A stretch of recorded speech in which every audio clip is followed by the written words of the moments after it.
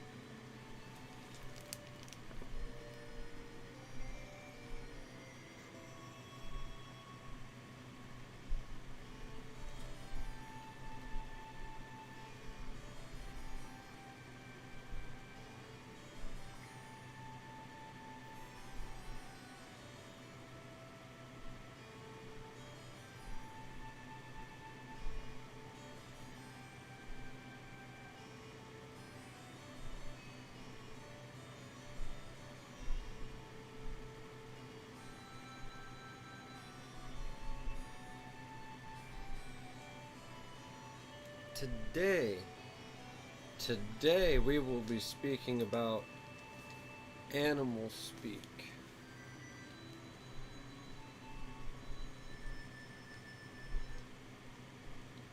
Animal speak is the appearance of animal speak is the appearance of an animal or insect or something of that nature in your life that it just is near you. It's just usually kinda hanging out, and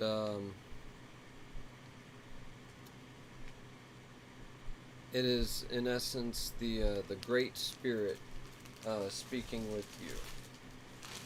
And when the Great Spirit speaks with you, this is in Native American lexicon right now, the language I'm using, or as some others would put it, maybe God or nature. It's usually difficult to fully understand because it's a complex message that we're not quite the way our view of the world is. We don't always see it as 100% a communication. And one really good example of this was I was just talking to someone about a spider had appeared on a rose of theirs, and they're an intensely creative person, and I had mentioned to them that the spider is generally their animals speak about creativity and are generally also connected to the hidden or spirit world, and the way that they work is you notice their behaviors. That is what you are to learn from. In this case, it's usually setting a passive opportunity of some kind while expressing yourself, like a snare or spider's web or even a fishing net. And then the what it grabs, though, is what you design for it to grab. You have to set the intention of what your art is supposed to do in this case. And that then, when you've set your intention for your art to do what you're wanting it to do, then it tends to gravitate towards that. It's not an instant, and it feels kind of hokey, but it outright, slowly but surely works. And marketing campaigns. Marketing campaigns are a good example of this.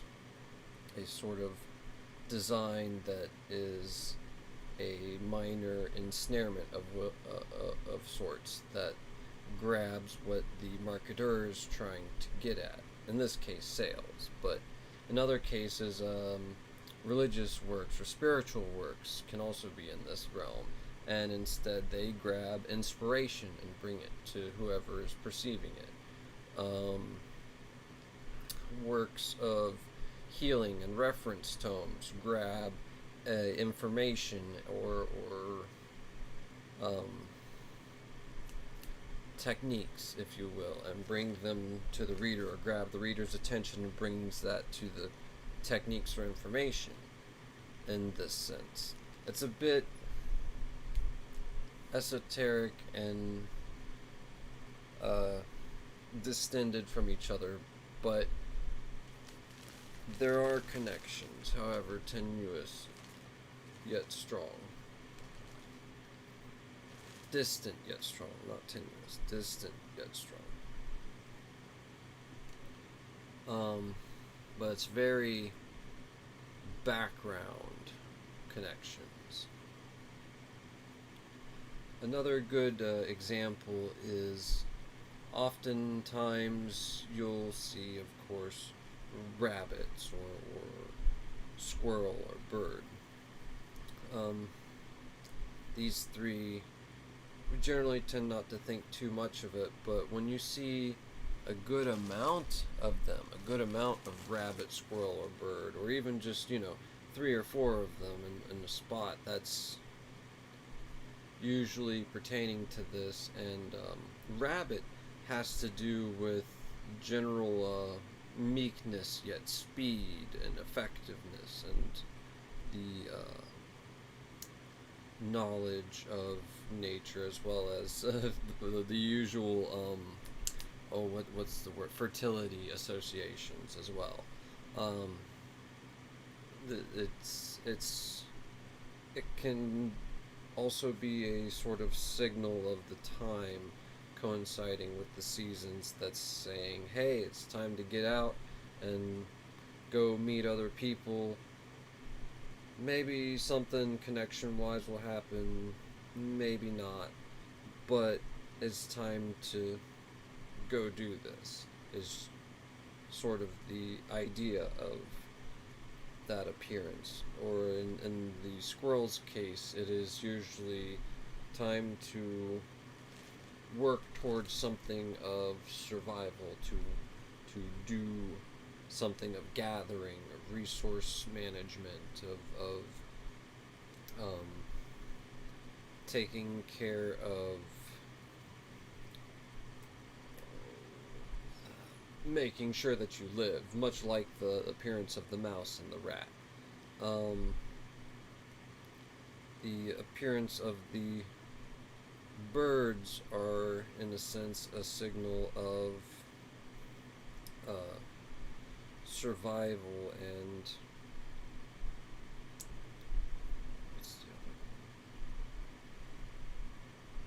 finding a way to use your creative expressions to finally do the catching and achieve what you're attempting to get at. Um,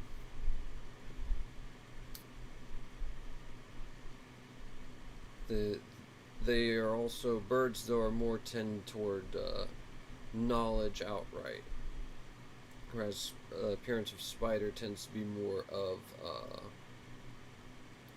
more creativity outright, and somewhat tends into the emotional realms.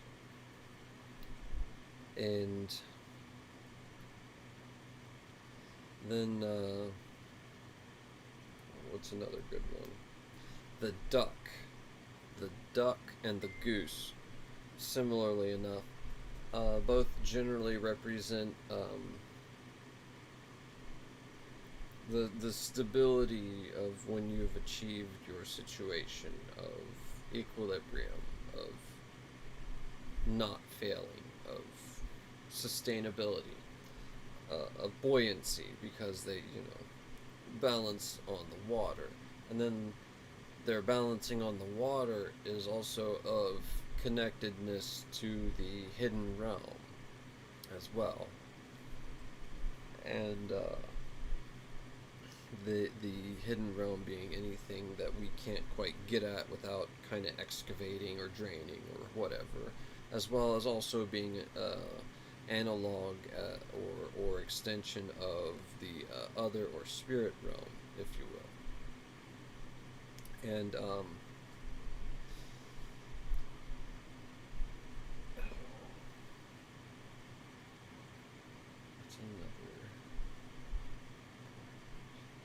it is also quite violent in when it defends what is it perceived territory, especially the goose, which may tend to more mean that you may have to, maybe not so angrily as the goose, but maybe as forcefully step up and say, hey, boundaries, Instead of, how the goose will just flap you so hard it'll break your arm possibly. But, you might just have to say, whoa, look, cowboy, slow down. This whatever you're doing here isn't gonna help. And I need to have my stability in this situation. And, that is another example I've noticed. And one last good one is deer. The appearance of deer is usually indicative of something more to do with community itself, something to do with kindness in general, as well as with how its horns are, while being on this side, able to make contact with and know of and how to work the spirit world.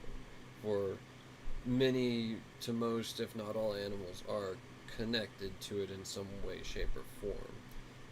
Deer, while existing in our side mainly, mostly, its connection is more mental and more of emotion, whereas, say, the frog and the turtle and the duck are connected literally physically. The squirrel and all those, they sleep in it, basically. The hidden world, if you will. Druids also got at that. They'd make a stew of creatures they perceived as living in the hidden world to connect themselves to this place, the spirit realm, if you will. Space between spaces. But yes, as well as shaman of similar types the world over would have similar ceremony, adopting traits here or there of them, or consuming of them to become one with them, and attempt to gain some facet of their power or favor or what have you, ability to connect and possibly commune with the other or spirit realm, if you will, the hidden world, and which is not exclusively one and the same. And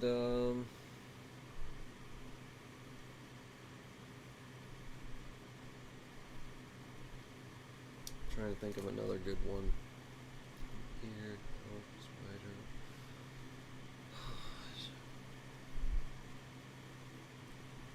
spider. The hawk. The hawk is a bird of prey.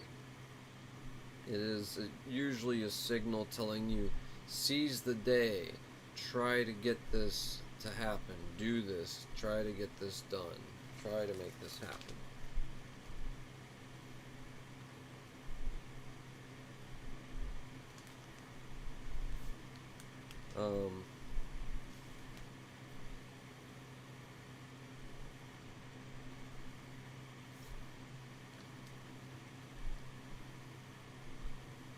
Now is your opportune moment to strike, usually, is the idea of the hawk. Be aggressive, be aggressive, you know. Be the hunter. But it could also mean be judicious, because the hawk has to choose when it'll do its dive bomb, because it usually only has maybe 1 to 3 shots at whatever it's trying to get, and then it's, you know, back into undercover or whatever.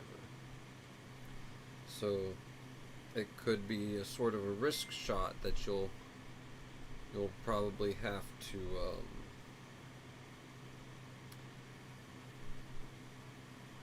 judiciously execute, carefully work into and perform. And then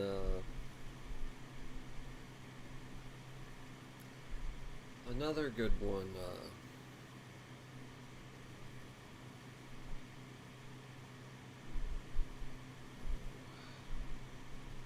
we were just talking about them, the frog and the turtle similarly.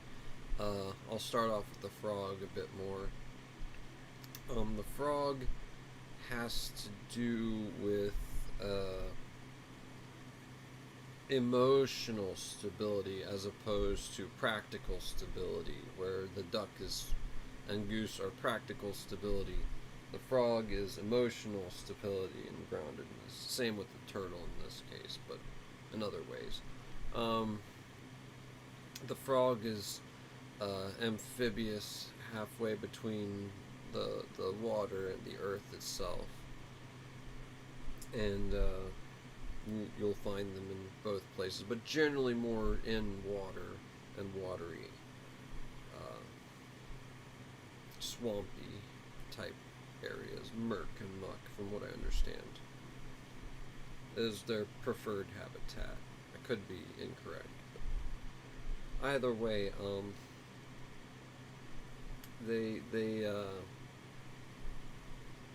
they have more to do with, in their appearance, either feel emotionally secure and stable in yourself, is the message, while perceiving, because they have generally good eyesight, both day and night, and they can be quite accurate with their tongue and at quite a distance to grab what they need, which can then also indicate expertise in a situation, an expertise that maybe only you have or few people have, and you should exercise to get to achieving what you are wanting to achieve.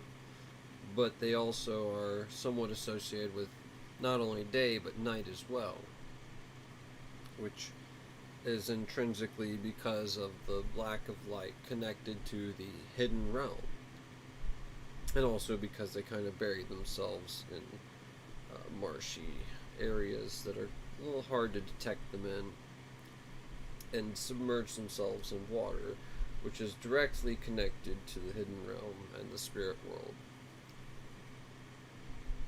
And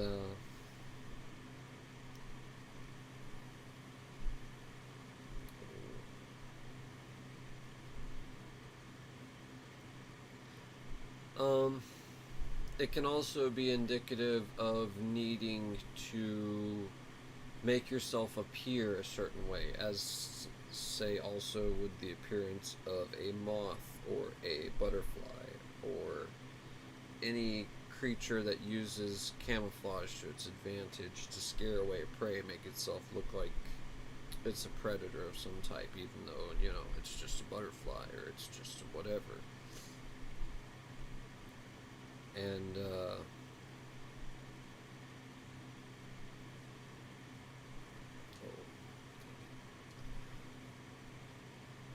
but in this case, the frog inflates itself as one of its defense mechanisms. Although it's much less often than other defense mechanisms, such as hiding and leaping away into water and swimming.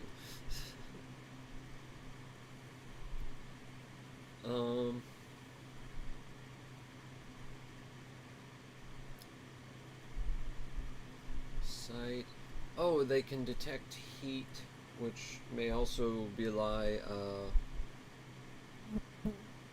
an understanding of emotional situations as well, going along with the emotional stability. So this understanding can be in upon themselves to understand what's happening within, as well as understanding the situations with others in this case. But usually, because of their social nature, it's a more gentle version, whereas the snake, say, which has the same heat sensors, is not so social and more indicative of needing to stray and take one's own path in many cases.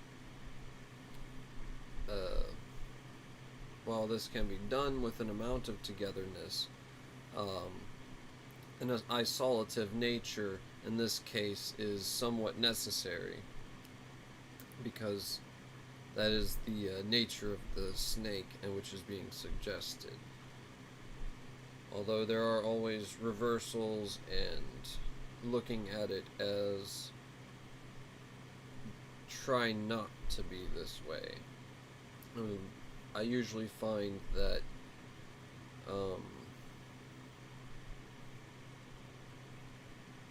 if you find multiples of a carcass of a creature and it's not a normal graveyard, then that's usually being indicative of try not to be this way, because whatever's killing them is indicative of a societal or otherwise environmental situation that is not conducive to the way that those animals and mean for you to, or communicate for you to be, if that makes much of any sense. I'm hoping it does. It makes sense to me. So say you find squirrels, say like 3 or 5 of them as road pancakes. That means some resource gathering of some type or some job that you're doing. You may want to double check over how you're doing it, why you're doing it, or what you're doing it to achieve. You may want to double check on things of that nature. Because this could be indicative of your way of survival possibly being somewhat endangered. Not directly, not like tomorrow, but you may want to be careful with how you survive when you're seeing such. Which you're going to see road kill all the time, unfortunately. But If a certain type of it is popping up more, that may be an animal speak as well, unfortunately. Ants. Ants' appearance are usually about to do with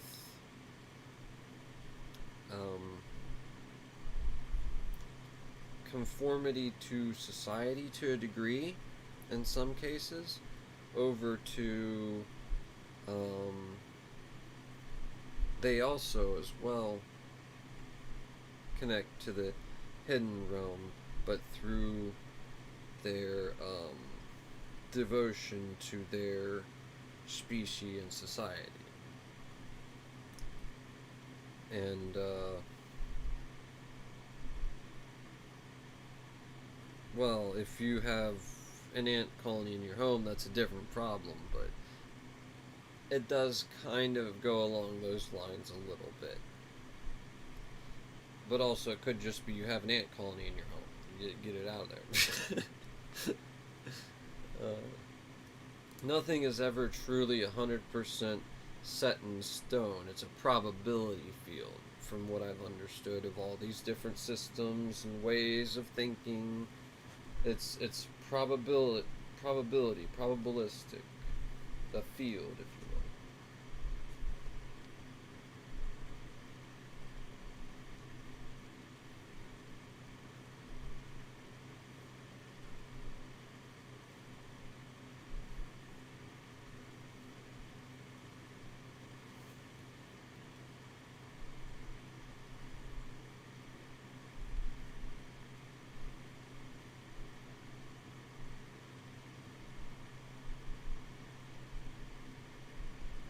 Just got a message.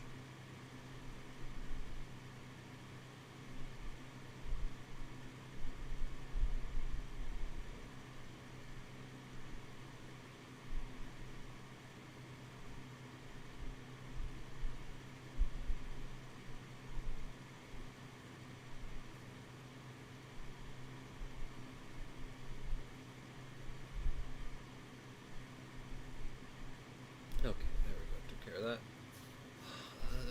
Ants. Togetherness, emotional stability.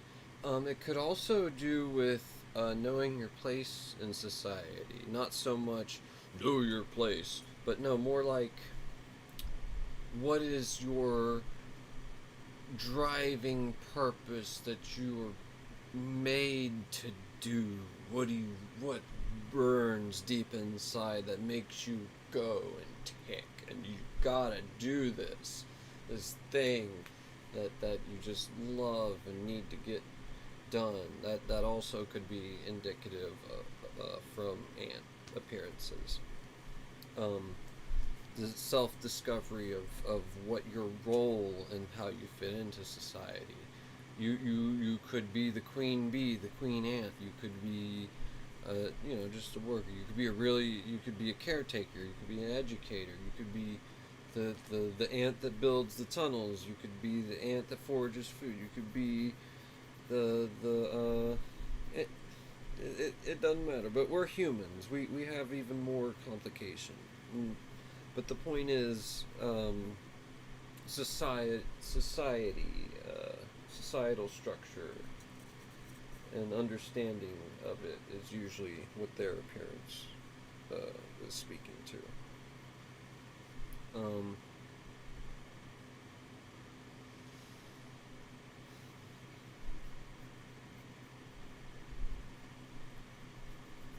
I'm trying not to look anything up. I'm trying to do all this off the top of my head and wrap it up as a nice, neat little intro to animal speak, so you can go and look up, well, what do we connotate these animals with and for?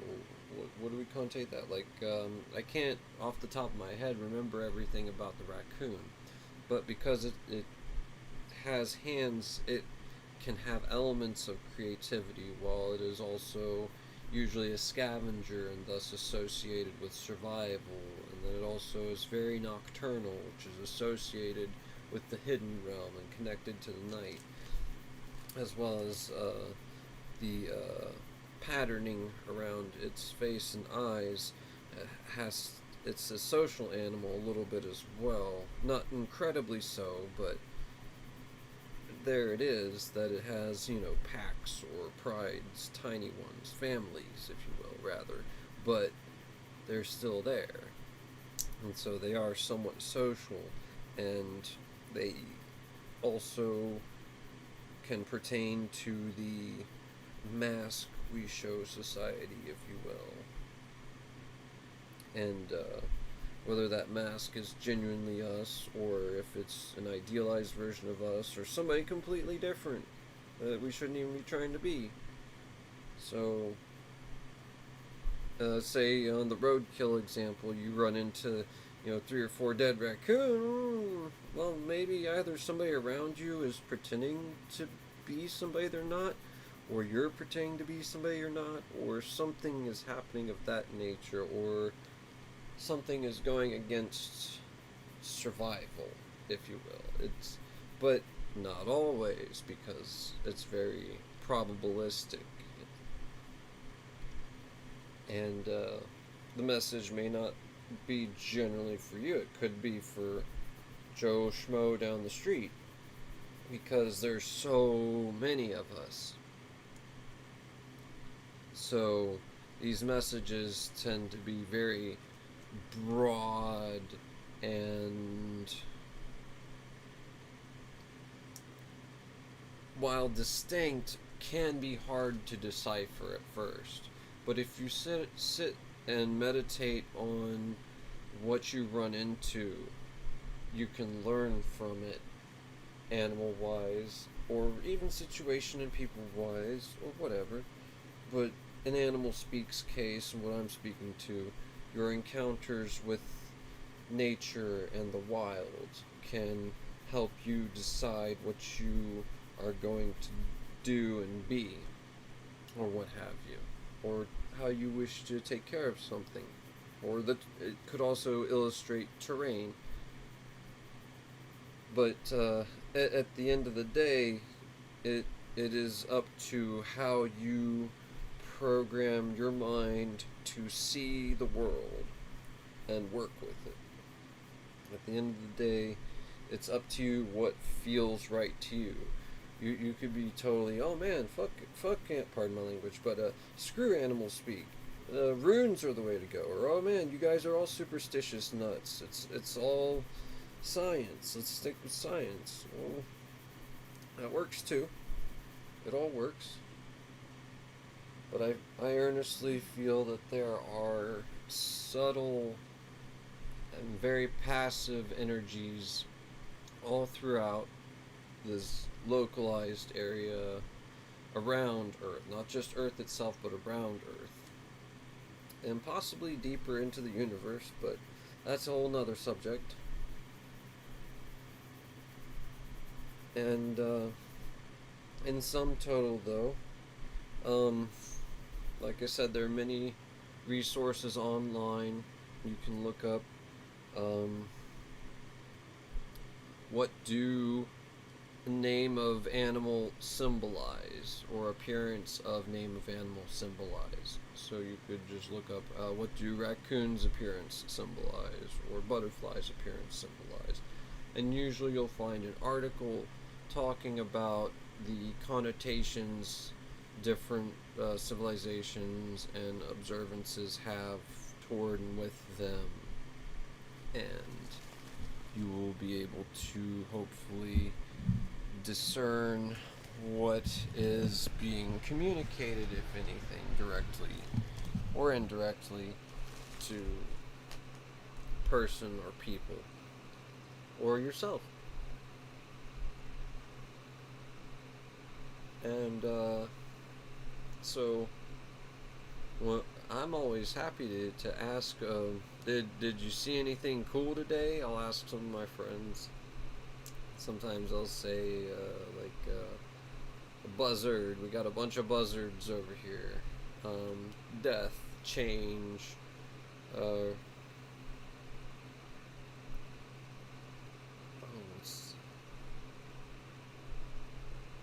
survival through death.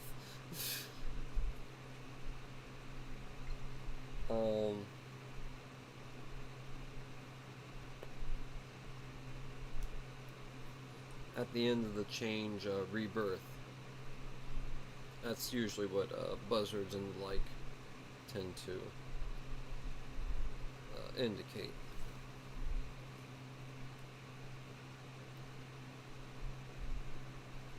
Okay. So,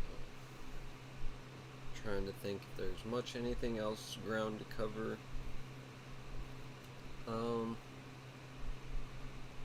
I honestly want to do a quick rune poll, if we know about runes at all, but I'll save that for later. This episode's basically over. Thank y'all for listening. I hope y'all had a great time. I had fun chatting about animal speak, and I'll be getting back over to playing Columns and Shinobi 3 and Phantasy Star and who knows what else. Again, I like to keep it all broke up, have a variety show. Maybe have different sort of shows within the channel, if you will. And yeah, well, like I said, thank y'all for watching, and I hope y'all have a great day or great night or whatever time it is for you. See y'all around. Good luck on your sides.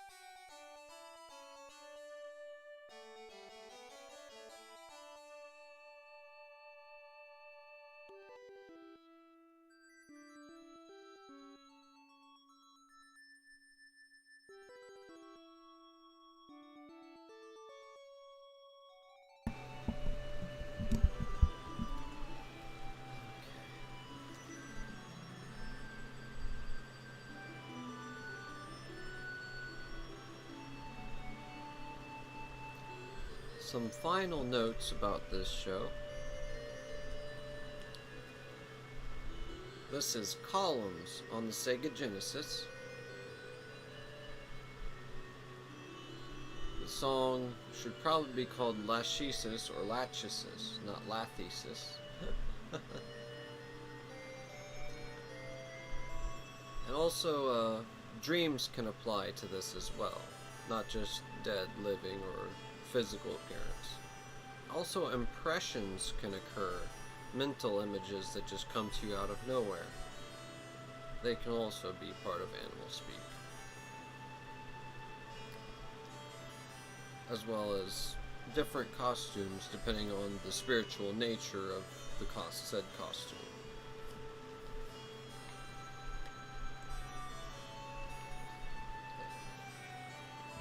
again, thank y'all for watching. I'll be setting up a quick columns play stream shortly after this is done. And then,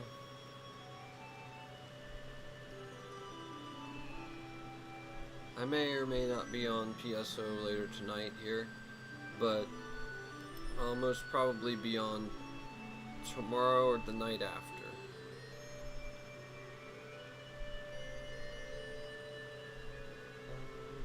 Try and think of anything else.